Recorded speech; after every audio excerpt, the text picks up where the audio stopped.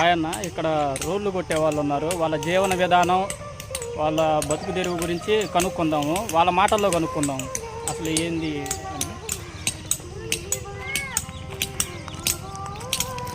చెప్పన్నా, ఇప్పుడు మీరు ఇట్లా రోజు కొడుతున్నారు కదా, వీటికి మీకు ఎంతమంది ఉంటారు? మీకు కూలీలు ఏమైనా పడతాయా? లేకపోతే కూలీలే 400-500. మీరు ఎంతమంది ఉంటారు? అంటే రోజు ఒకే ఇక్కడ ఉంటారా? లేకపోతే వేరే ఊరు పల్లెటూరులో అట్లా తిరిగి అమ్ముకుంటా ఉంటారు? ఇప్పుడు మీరు ఇట్లా చేస్తున్నారు కదా, ఇప్పుడు ప్రభుత్వం పెట్టిన పథకాలు ఉన్నాయి. ఆ పథకాలు మీరు ఏమన్నా అప్లై చేసుకుంటున్నారా? ఏమైనా వస్తున్నాయా మీకు?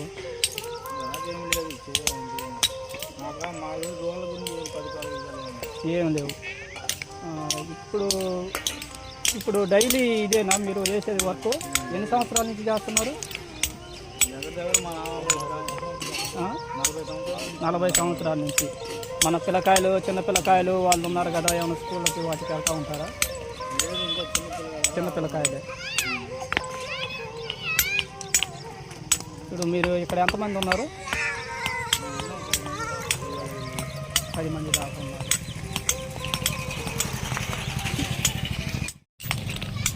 ఇప్పుడు ఈ మీ కొట్టినందుకు మీరు ఎంత తీసుకుంటారు ఒక్కో దానికి? ఇప్పుడు ఈ కొడుతున్నారు కదా రోళ్ళు, వాటికి ఎంత తీసుకుంటారు? సొంతయేనా? యాడ్ నుంచి తెస్తారు? మాచర్ల. ఇవన్నీ మాచర్ల నుంచి తెస్తారు. పర్వాలేదా? మీకు ఏమన్నా డైలీ కూలి మందమైన గిట్టుబాటు అయిద్దా? కూలి ఉంటుంది.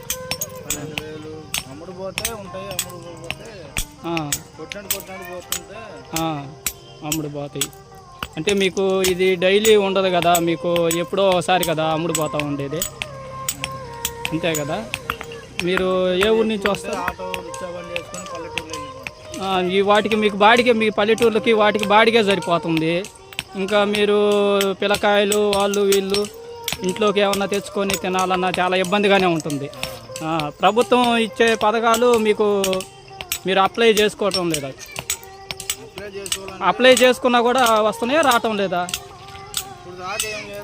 ఇప్పుడు దాకా ఏం లేదు. మీకు అన్ని ఆధార్ కార్డులు కానీ అవి కానీ అన్నీ ఉన్నాయి. అన్నీ ఉన్నాయి.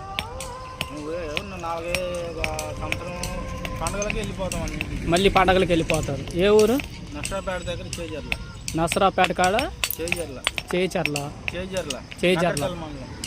నకరకల్ మండలం. అంటే ఇప్పుడు ఇక్కడ 10 రోజులు ఉంటారు, మళ్ళీ ఇంకోది ఇక్కడికి వెళ్తారా? 3 నెలలు 4 నెలలు ఉంటారు.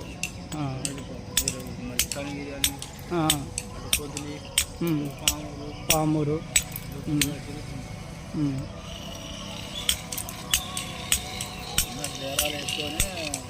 అదే ఇట్లా గుడారాలు వేసుకొని ఒక 3 నెలలు దాకా ఉండి మళ్ళీ వేరేది ఎక్కడికి వెళ్తూ ఉంటారు. అంతేగాని ఇది రోజు జరుగుబాటు ఉండదు, ఎప్పుడో వచ్చిన రోజు వస్తాయి. అది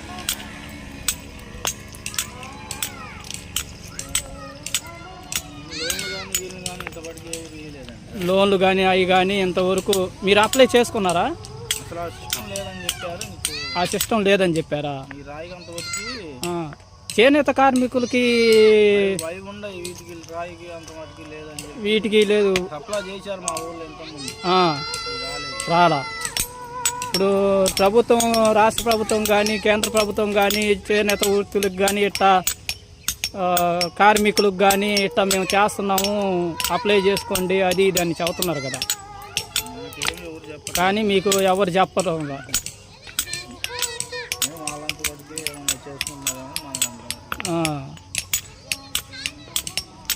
ఇక్కడ ఎంతమంది ఉంటారు మీరు? ఒక 10 మంది దాకా ఉంటారా?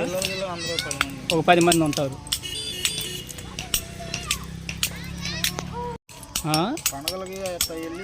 పండగలకి అట్లా వెళ్ళి వస్తూ ఉంటారు.